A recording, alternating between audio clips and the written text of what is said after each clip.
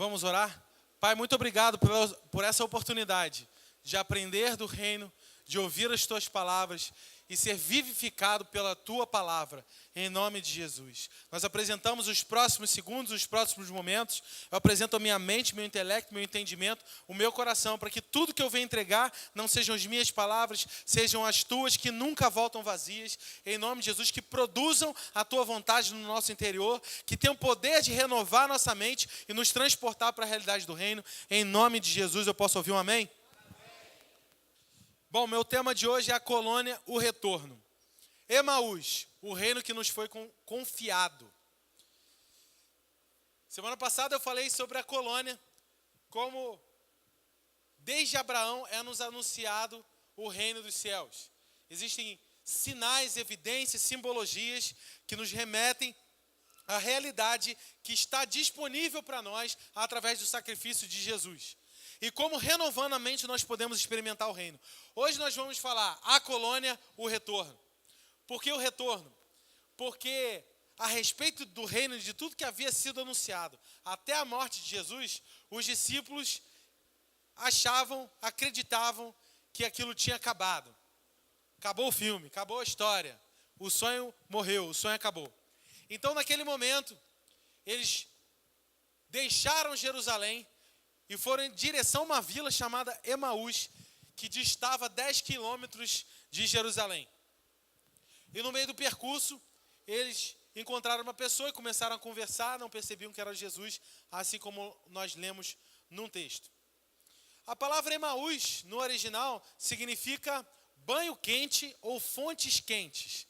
Era um local historicamente conhecido como uma região termal com propriedades medicinais. Então as pessoas procuravam, para dois motivos, a vila de Emaús: para relaxar e para se curar. Então era um lugar de refúgio, era um lugar de descanso. Os discípulos estavam frustrados e tristes em direção ao caminho de Emaús, em direção ao consolo, procurando consolo, procurando espairar a cabeça, dar uma respirada. Aí você vê o que aconteceu. Durante aquele percurso, eles conheceram uma pessoa. E eles começaram a reclamar e discutir entre si. Então você imagina Jesus chegando numa conversa e a galera discutindo. Eu quero propor para você que a realidade e a tendência humana, em sua maioria das vezes,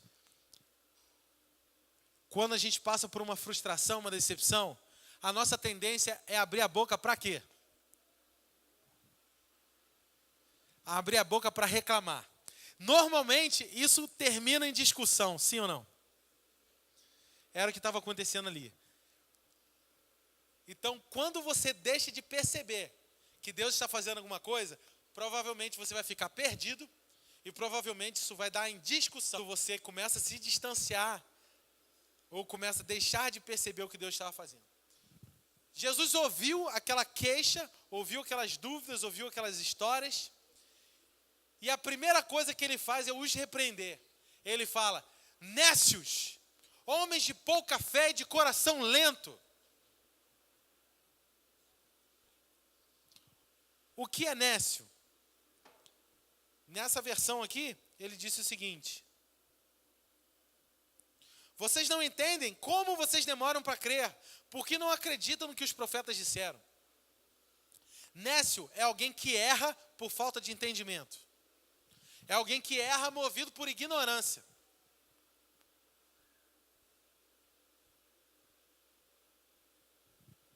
Sabe aquela pessoa que fala: perdão, eu não sabia. Poxa, eu não sabia disso, eu não sabia dessa regra. Eu não sabia desse...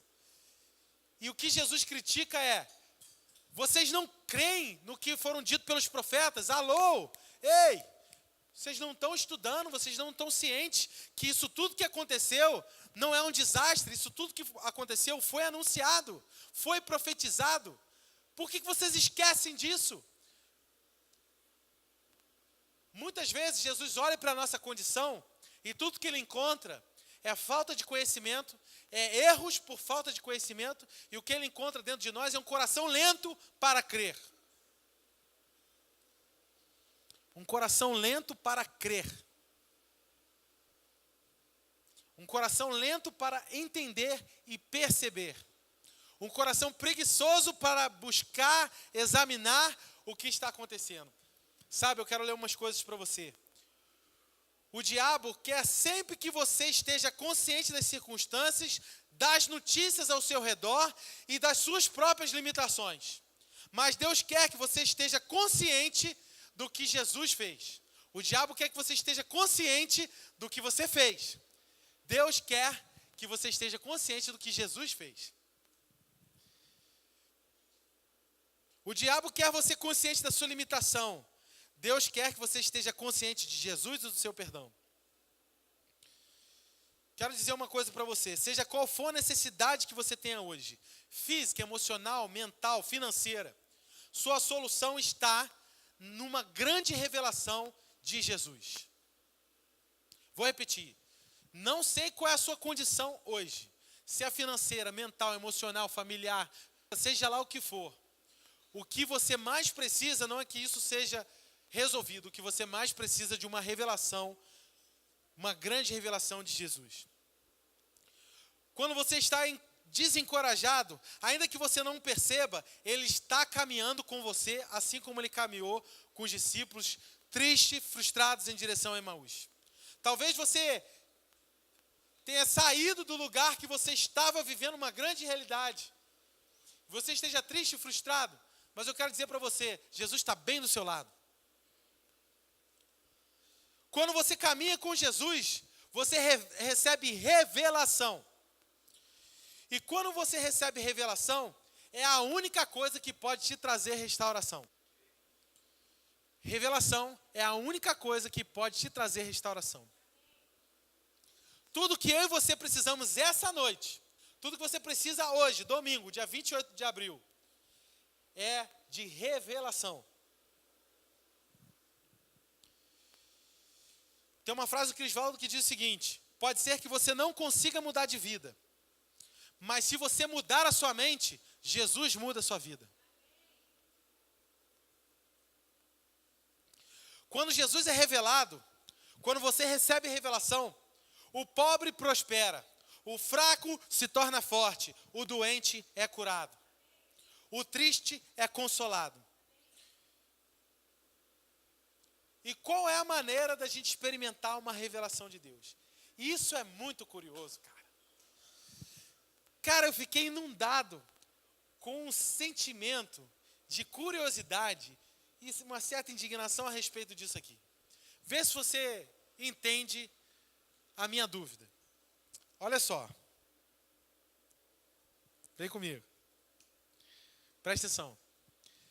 Jesus morreu, beleza? Ressuscitou, tranquilo? E aí ele vai, e a primeira coisa que ele faz é encontrar com os discípulos no caminho de Emaús. Tranquilo? Cara, o cara ressuscitou. O mar abriu no meio, velho. Jesus ressuscitou. E a primeira coisa que ele faz com aqueles discípulos é falar: aí, vocês não estão lendo a Bíblia, não? Cara, por quê? Eu fiquei pensando, por quê? Vocês veem que no texto mais à frente, quando eles aparecem novamente para os discípulos, quando ele chega lá, ele fala: olha minhas mãos, olha meus pés, sou eu mesmo. Quando ele encontra com Pedro andando sobre as águas, ele fala: não temas, sou eu mesmo. Por que no caminho de Emaús ele não fala: alô, sou eu, ressuscitado pela primeira vez? Por que ele escolhe se revelar através das Escrituras? Porque Jesus começa a dar um estudo bíblico. Lembra? Você vai se lembrar que o texto fala que Emaús distava 10 quilômetros de Jerusalém. No tempo que eu morei na praia de Itaipuaçu, houve um tempo, saudoso tempo, que eu andava 10 quilômetros por dia. Eu pegava toda a extensão da praia, desde a praia de Itaipuaçu até a praia do Francês. E é uma praia deserta, é lindo, visual, no pôr do sol. Então eu caminhava 10 quilômetros. Chegava em casa de noite. Que experiência maravilhosa. Aquele ventinho, imagina, aquele ventinho, estrada de chão do lado da praia, e você caminhando, vendo aquele visual e o sol se pondo. Maravilha. Eu caminhava 10 quilômetros. Eu levava 2 horas. Então, eu acredito que por 2 horas eles estiveram com Jesus e Jesus não se revelou a eles. Mas ele começou a dar um estudo bíblico de 2 horas para eles. E a Bíblia fala que ele passeou desde o livro de Gênesis até os profetas. Então foi o Pentateuco, Gênesis, Êxodo, Deuteronômio, Levítico, Números. Deu aquela explanação a respeito do Pentateuco. Depois ele começa a discorrer sobre os profetas, sobre o livro de Salmos, e em tudo isso ele anunciava o que aconteceu. Estava tudo nesses e cada um desses livros. Cara, imagina que aula. Quando eu chegar no céu eu vou querer. Aí, tem como ir na máquina do tempo lá, assim? Eu sei lá, imagina que é tipo um iPad, assim, né? Virando o tempo. Volta lá a história aqui nessa hora aqui que eu quero ver essa aula expositiva a respeito do Pentateuco que Jesus deu, que deve ser fantástica. E eu quero já compartilhar com você que eu já estou estudando sobre isso. Já comecei a fazer. O que Jesus pregava sobre o reino em todos os evangelhos. Peguei todos os versículos e estou compilando isso. Eu peguei todos os versículos que os apóstolos pregavam sobre o reino, sobre o apóstolo Paulo pregando sobre o reino, e eu estou encontrando Jesus e o reino em cada livro da Bíblia. Já em breve, cena dos próximos capítulos. Eu estou fascinado pelo reino, quero descobrir o reino em toda a Bíblia. Porque a nossa mensagem, o que você vai ouvir saindo desse púlpito, é tudo sobre o rei e sobre o reino. Amém? Não há nada melhor para se estudar e para se aprender e para se viver. Beleza, porque é isso que renova a nossa mente. Vamos lá. Por que Jesus não se revelou e ele escolheu dar um estudo bíblico para aquela galera, para aquela dupla voltando de Jerusalém? Vou deixar você pensar. Nós entendemos através desse texto que a vontade de Jesus ali é para que o encontrássemos na Bíblia. Ele não quer que estudemos para saber o que devemos fazer ou não. Uma lista de obrigações e comportamentos que devemos seguir. Ele quer que a gente leia a Bíblia para o enxergar, para o contemplar através da Bíblia. Então não estudo a Bíblia para saber como viver. Eu estudo a Bíblia para saber como ele viveu. Eu não estudo a Bíblia para entender no meu procedimento o que eu estou fazendo. Eu estudo a Bíblia para entender o que ele fez por mim. E acreditando nisso, crendo nisso, enchendo a minha cabeça disso, eu renovo a minha mente, porque a única maneira de ser transformado é renovando a mente. Então, eu examinando a minha conduta, eu não mudo. Eu examinando as minhas limitações, eu não mudo, porque isso é tudo que o diabo quer. Que o seu olhar esteja sobre você, seja sobre as suas circunstâncias, porque só assim que você afunda. Pedro estava andando sobre as águas. Enquanto ele olhava para Jesus, ele andava no sobrenatural. Você quer caminhar no sobrenatural? Não tire os olhos de Jesus. Pois a hora que você tira os olhos de Jesus, você começa a afundar. Qual a melhor maneira de olhar para Jesus? Buscando enxergá-lo por além das páginas da Bíblia. Beleza? Olha que interessante. Eu fiquei intrigado quanto a isso. E em João capítulo 20, versículo 20, Jesus diz o seguinte: por que, Tomé, me viste, creste? Contudo, bem-aventurado os que não viram e creram. Para Jesus é mais importante do que se revelar, mostrar. Para ele é mais importante você crer no que estava escrito. Você viver de acordo com o que estava escrito. Você o encontrá-lo, você perceber, contemplar a sua beleza para o encontrá-lo. Existe um salmo que eu amo que diz o seguinte: desvendo os meus olhos para contemplar as maravilhas. Como eu enxergo? Desvendando os olhos para ver. Paulo orou: eu oro para que os olhos do seu entendimento sejam abertos. É muito importante, é mais importante o que você vê com o seu coração do que o que você vê com os seus olhos. Porque tudo que você vê com os seus olhos tem um início e tem um fim, Ou seja, vai passar. Mas não o que você vê com o coração. Uma frase de Smith Wigglesworth, que eu gosto muito, um grande avivalista. Muitos gostam de ler as suas Bíblias no grego e no hebraico. Eu gosto de ler a minha Bíblia no Espírito Santo.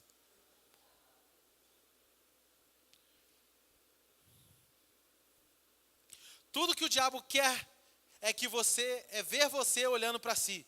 Tudo que Deus quer é ver você olhando para Jesus. Eles estavam andando e eles receberam essa aula de Jesus. E quando Jesus sinalizou que ia continuar o caminho, eles insistiram para que Jesus entrasse e comesse com eles. Eles convidaram Jesus para dentro de casa. Eles convidaram a Jesus para partir o pão. E no momento que eles partem o pão, algo acontece. Escamas caem de seus olhos. Interessante é que no milagre da multiplicação, Jesus deu graças. No momento que ele partiu o pão, que houve a multiplicação na mão dos discípulos. Então, algo misterioso acontece quando a gente parte, a gente compartilha o que a gente tem com Jesus. Quando a gente abre o que a gente tem, a gente expõe para Jesus. Algo sobrenatural acontece quando você entrega algo que é sustento para você nas mãos de Jesus. Quando convidamos Jesus e compartilhamos nosso sustento natural, Ele abre nossos olhos para o sobrenatural. Se nós convidarmos para partir o pão, Ele nos convida para compartilhar o peixe. Se convidamos Jesus para a nossa mesa, Ele nos encontra onde estamos e nos leva para dele, para novamente abrir os nossos olhos. Foi isso que aconteceu no texto. Jesus primeiro abre os olhos, e olha que interessante, no momento que abre os olhos, e eles falaram, porventura não ardia o nosso coração? E eles saem tão vidrados com aquilo, tão empolgados com aquilo, que eles caminham 10 quilômetros de volta. Eu não sei você, mas quando eu caminhava esses 10 quilômetros, eu chegava em casa com a perna dormente. Os caras tinham acabado de fazer uma pausa, de sentar, de chegar no seu destino, depois de 10 quilômetros andando, para compartilhar uma pequena refeição, um lanchinho com Jesus. E eles ficaram tão acesos, tão incendiados, que eles voltaram 10 quilômetros. Quando nós partimos o pão, nós somos aquecidos. Mas quando nós compartilhamos o peixe, nós somos incendiados. Essa aí foi boa, hein? Quando nós partimos o pão, nós somos aquecidos. Quando nós compartilhamos o peixe, nós somos incendiados. Veja, o pão vem do fruto da terra. Nós somos fruto da terra. Nós viemos do pó e ao pó retornaremos. E o nosso espírito volta para Deus que o deu. Mas o peixe, nos evangelhos em toda a Bíblia, é um símbolo do sobrenatural. Lembra quando Jesus falou, Pedro, vai lá pegar na boca do peixe o recurso para pagar o imposto? Quem sabe Deus não tem uma estratégia sobrenatural para você essa noite, para você pagar os seus impostos. E o que acontece é que Jesus senta 2 vezes com os discípulos. Entenda a cronologia bíblica. Ele senta, parte o pão, os olhos se abrem, eles voltam correndo 10 quilômetros, encontram os 11 apóstolos, porque Judas tinha se suicidado, encontra os 11, fala com eles, aí galera, é verdade, ele ressuscitou, ele está vivo. Cara, nosso coração ficou aquecido com a presença dele. Enquanto eles compartilhavam, lembra que eles estavam indo em direção oposta, triste. Depois de revelação com Jesus, eles voltam aquecidos, tudo de volta, e eles começam a compartilhar. Nesse momento, Jesus aparece e fala, vocês têm algo para comer? Tem. E ele senta com eles e come peixe com eles. E naquele momento que ele come o peixe, novamente, quando compartilha o peixe, os olhos se abrem novamente. E eles começam a entender novamente sobre a lei e sobre os profetas. E ele diz, agora que vocês foram os primeiros a ver, vão e testemunhem. Aguarde em Jerusalém até que do alto seja revestido de poder. E quando eles são batizados no Espírito Santo, o que aparece sobre a cabeça deles? Chamas. É isso que eu estou dizendo, meu amigo. Quando você compartilha o que você tem com Jesus, o seu coração é aquecido. Algo bom acontece dentro de você. Você fala, nossa, você começa a ter uma revelação de Jesus. Mas só quando você compartilha do sobrenatural, você fica incendiado. Você se torna um embaixador do reino. Você sacode. Quando você compartilha o pão, você aprende com Jesus. Aprende sobre a vida de Jesus. Quando você compartilha o sobrenatural, você vive a vida de Jesus. Então, a partir desse momento, o reino é restabelecido. Houve um hiato, a galera pensou que o sonho tinha morrido, que tudo que Jesus falava sobre o reino, vinde a mim as bem-aventuranças, pregando sobre o reino, aqueles discípulos que estavam ali frustrados por não estarem conscientes do que a Bíblia falava sobre Jesus. Muitas vezes sua frustração tem a ver com a sua falta de conhecimento sobre o tempo que você vive, sobre os propósitos de Deus para você. Naquele momento, eles se tornaram esses embaixadores. E eles passaram a viver a vida de Jesus. E eles começaram a restituir e a viver o reino. A colônia 2, o retorno, é porque o reino nos foi concedido, o reino nos foi confiado. Antes o reino nos era revelado, demonstrado. Agora nós conduzimos e nós levamos, nós expandimos o reino. Agora o reino nos é confiado. Antes não é revelado, agora o reino nos é confiado. Antes o reino estava diante de nós, agora o reino está em nós. Onde eu chego, o reino chega. Se eu carrego dentro de mim paz, onde eu chego, o reino chega. Se eu carrego dentro de mim alegria, onde eu chego, o reino chega. Se eu carrego dentro de mim justiça, se eu sei que foi justificado pelo sangue do Cordeiro, e a vida que eu vivo hoje, eu não vivo mais por mim, mas eu vivo pelo Filho, então, onde eu chego, chega o reino de Deus. E como Jesus manifestava o reino? Em amor e demonstrações de poder. Eles confirmavam com os sinais que a mensagem que eles anunciavam era verdadeira. Marcos capítulo 16. Então a gente começa a manifestar o reino através de poder. Em amor, movidos por amor. Ele vive em mim. Para que ele em nós seja a esperança da glória. Ele se revela a mim para que ele por nós seja manifestado. Versículo 19 do capítulo 2 de Gálatas diz o seguinte, vou ler para você. No reino, a sensação... Perdão. Ué, gente, cadê? Ah, está aqui. Gálatas, capítulo 2, versículo 19. Explico o que aconteceu comigo. Olha que maneiro. Tentei guardar as regras e me esforçar para agradar a Deus. Mas isso não funcionou comigo. Então eu desisti de ser um homem da lei para me tornar um homem de Deus. A vida de Cristo me mostrou como fazer isso e me deu capacidade de viver em poder. Eu me identifico totalmente com Ele. De fato, eu estou crucificado com Cristo. Meu ego não ocupa mais o primeiro lugar. Pouco me importa parecer justo ou ter um bom conceito diante de vocês. Eu não estou mais tentando impressionar a Deus. Agora Cristo vive em mim. E a vida que eu vivo não é mais minha, mas é vivida pela fé no Filho de Deus, que me amou e se entregou por mim. E eu não volto mais atrás. Não está claro que voltar para a velha religião de guardar regras e agradar aos outros é abandonar a nova vida de relacionamento com Deus? Não posso desprezar a graça de Deus. Se é possível ter um relacionamento vivo com Deus apenas guardando regras, então Cristo morreu em vão. O que ele está dizendo? Que a vida de Cristo em mim. Não vivo mais eu, mas Cristo vive em mim. Contudo, é Cristo em nós que é a esperança da glória. Vem comigo nesse raciocínio. Cristo vive em mim para eu me relacionar com Deus. Mas só Cristo em nós que é a esperança da glória. Não é Cristo em mim a esperança da glória. Cristo em nós. Eu dependo de você para ver a manifestação do reino entre nós. Eu dependo de você para ver a manifestação da glória de Deus entre nós. Cristo em nós. E agora eu quero te contar uma história.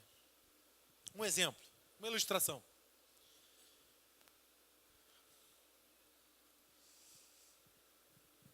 Existia, reunidos num pasto, 4 antílopes, ou bois, se você preferir. Antílope é tipo um boi, que ele tem aquele chifre comprido.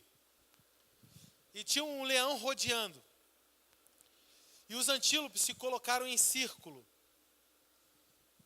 Então ficaram de costas uns para os outros, de forma com que todos os lados que o leão tentava atacar, ele era chifrado. E ele não conseguia sucesso em matar aqueles antílopes.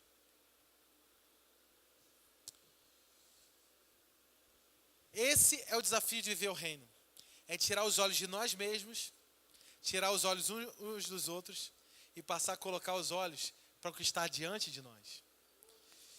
Quando nos unimos em combinando os nossos esforços para manifestar o reino, tirando o olhar do nosso umbigo e colocando para o que está diante de nós, Satanás não consegue triunfar no meio da unidade. Se eu não tenho liberdade para discordar de você, então nós nunca somos unidos. Nós seremos uniformes. A unidade, ela pressupõe discordância, pontos de vista diferentes. Mas saber respeitar e saber me posicionar uns ao lado dos outros, nos faz unidos. E nos faz invencíveis. Por isso a Bíblia fala, quando forem um, como eu sou com o Pai, o mundo saberá. Quando a gente manifesta, quando que o mundo vê, recebe dessa luz, como nós somos uns com os outros, como somos com o Pai. Quando unimos uns com os outros, apesar de nossas diferenças, não nos separamos por causa das nossas diferenças, nos unimos pelas nossas semelhanças. E o que nós temos em comum? Um só pensamento, um só sentimento, um só Deus, um só Senhor, um só caminho. Vou te dar mais um exemplo.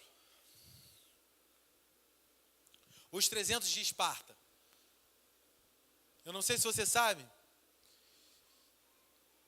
mas o poder dos 300 de Esparta não estava em suas lanças.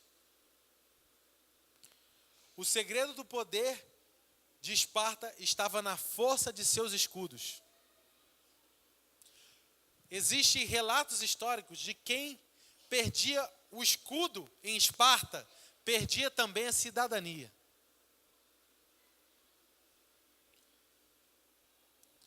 Porque perder partes da sua armadura é perder a sua proteção pessoal.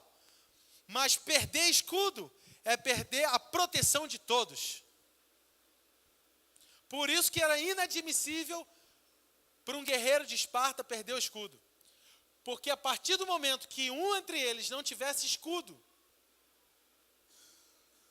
eles se tornavam vulneráveis às ações dos seus inimigos. Vocês lembram, se recordam do filme? Como que eles faziam uma parede de escudos, um escudo posicionado em cima do outro. Eles ficavam tipo um casco de tartaruga, impenetrável. A força de Esparta não estava em suas lanças, mas na força de seus escudos. A nossa força não está nos cultos que organizamos, nas ações que promovemos, não está na pregação, não está na adoração, mas na alegria. E a alegria só existe nos relacionamentos. A alegria que é a nossa força. E só é possível encontrar alegria nos nossos relacionamentos. A saúde da nossa igreja está diretamente relacionada à nossa capacidade de nos alegrar. Nos alegrar valorizando, construindo, não constrangendo e destruindo. Quando nos reunimos como corpo, tudo que nós fazemos fora daqui, dessas paredes, os momentos de comunhão, os churrascos intermináveis aí da galera, todos esses momentos que nós nos alegramos, valorizando uns aos outros e edificando uns aos outros, são momentos que nos fortalecemos. Agora, todos os momentos que nos reunimos para constranger pessoas, nós estamos destruindo o que nós temos mais de precioso, que é a nossa unidade. Se os nossos momentos de comunhão não valorizam Cristo no outro, não honram uns aos outros, se todas as brincadeiras são depreciativas, então o que nós estamos destruindo é nenhuma outra coisa senão o reino entre nós, a nossa unidade. Porque quanto mais valorizado nos sentimos, mais unidos nós seremos.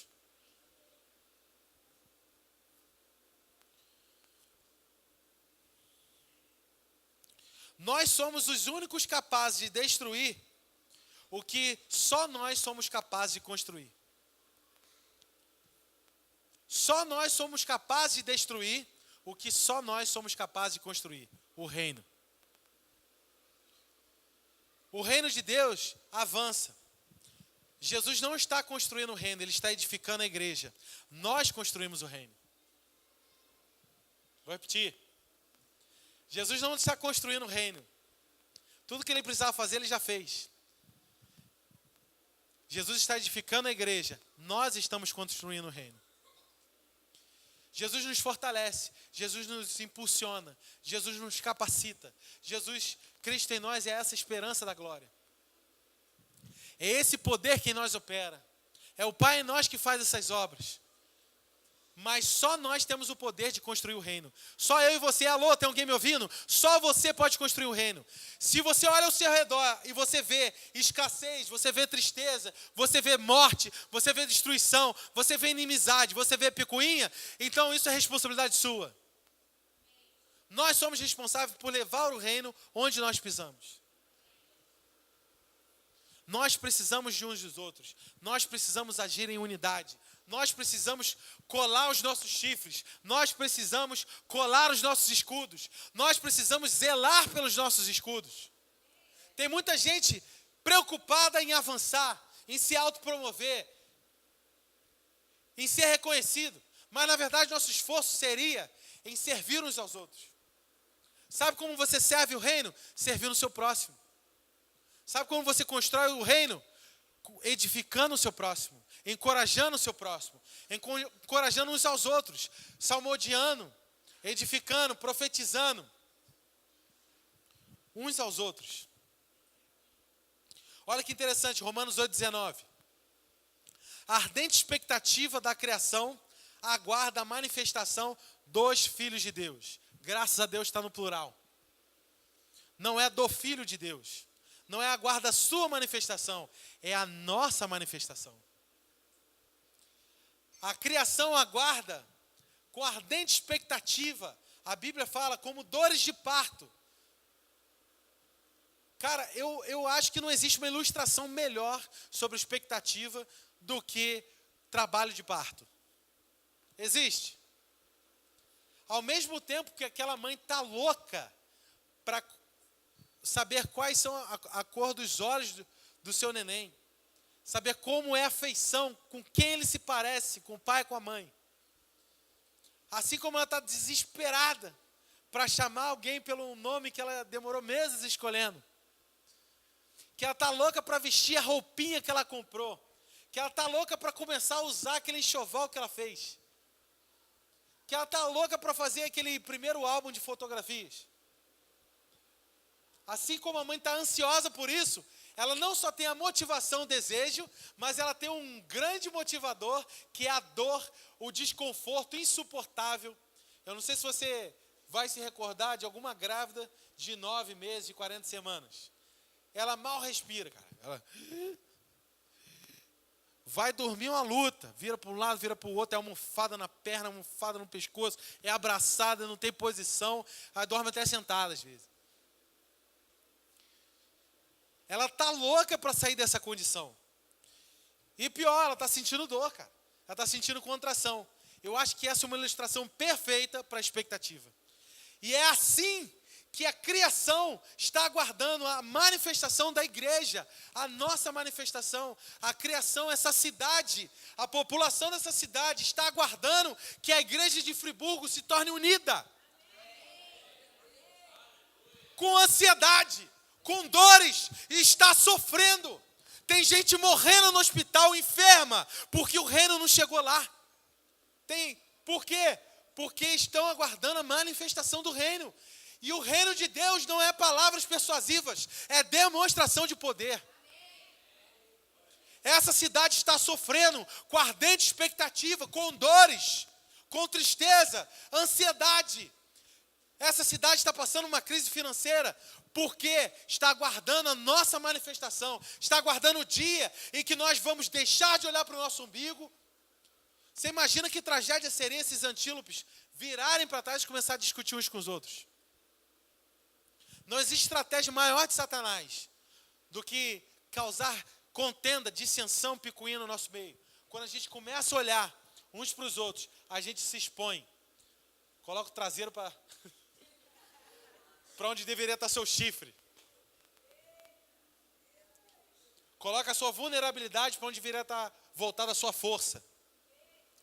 E aí você volta a sua força para competir, desafiar os seus amigos e se expor para os seus inimigos.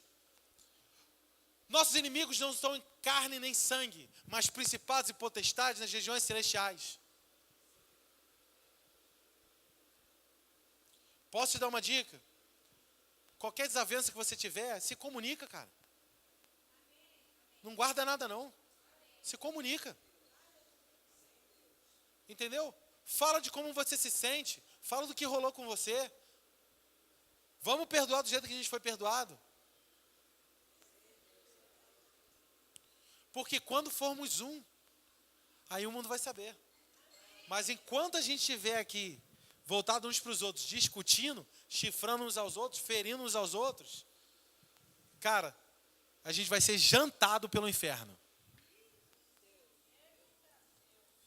Você quer ser jantado pelo inferno? Você quer que a sua família, Senhor 06, seja jantado pelo inferno? O Senhor vai se explodir, o Senhor vai me explodir e o Senhor vai explodir todo mundo. Tira essa camisa preta que tu é moleque. Gente, estou parafraseando o filme, tá? Não fique assustado comigo. Quem não assistiu, Tropa de Elite 1.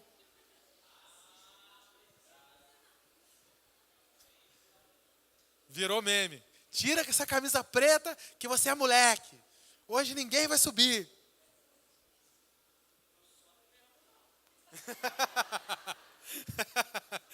Ai, Jesus, não sobe mesmo não.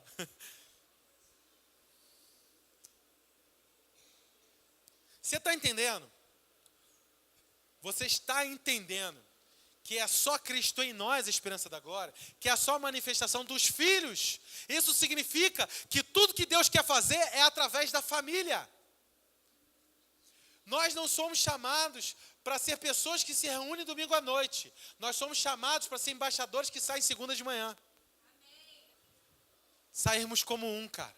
Dando cobertura uns aos outros. Cara, estou passando um desafio aqui. Cara, eu não sei como resolver esse problema. Ora por mim. Ora comigo. Vamos mudar nosso vocabulário? Vamos orar. Vamos tirar o eu. Vamos tirar o mim. Vamos mudar para nosso. Nós temos um desafio. Nós vamos nos mobilizar. Nós vamos dar cobertura uns para os outros. Tem alguém entre nós enfermos? Vamos mobilizar todas as nossas orações naquela direção. Vamos orar pelo Leandro e todos os mais enfermos que nós tivemos entre nós, porque eu não aceito essa realidade. Ela não é compatível com a realidade do céu. No céu não tem câncer. Na vida do Leandro não vai ter, em nome de Jesus. Quando a gente começar a ficar indignado com os nossos inimigos, o câncer é o nosso inimigo, a doença é o nosso adversário, não são uns aos outros. Enquanto a gente está perdendo tempo uns com os outros, tem gente morrendo, tem gente adoecendo, tem gente ficando triste, tem gente se suicidando.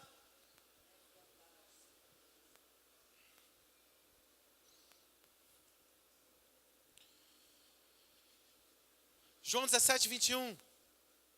Assim como tu és, ó Pai, em mim, eu em ti, e também sejam eles um em nós, para que o mundo creia que tu me enviaste. Ninguém quer ouvir o que você vive, mas todo mundo quer ver o que nós vivemos. Quando nos tornarmos família, filhos que manifestam o reino, o mundo saberá. Eu quero repetir. Tudo que nós precisamos essa noite é de revelação. É de encontrar Jesus nas páginas da Bíblia. É deixar de viver uma vida de erros, de equívocos, por falta de entendimento do reino, por falta de entendimento do rei, por falta de entendimento dos tempos das estações. Volto a dizer, o diabo quer te manter concentrado, com os olhos em você. Mas você só caminha no sobrenatural quando você mantém os olhos voltados para Jesus.